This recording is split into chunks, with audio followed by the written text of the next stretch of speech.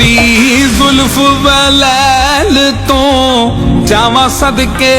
पड़ा ला इलाहा इल्लल्लाह। उथे आहद सी इथे अहमद है कमली वाला मुहम्मद रसूल अल्लाह जिनू कुल कायनात ने करे सजदे करे सजदे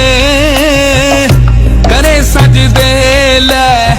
कुरान दा पाक फरमान आया सोने नबी दियां सिफतां की आखां कुल नबियां दा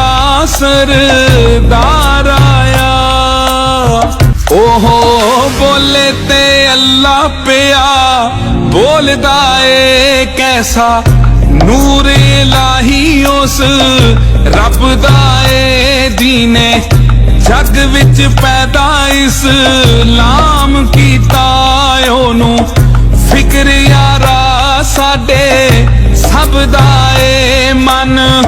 कुंतो दा नारा जी ने मारिया सी मारिया सी मारिया सी हक सच दा बन पहरेदार आया सोने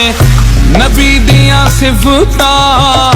की आखां कुल नबियां दा सरदार आया। पंज तन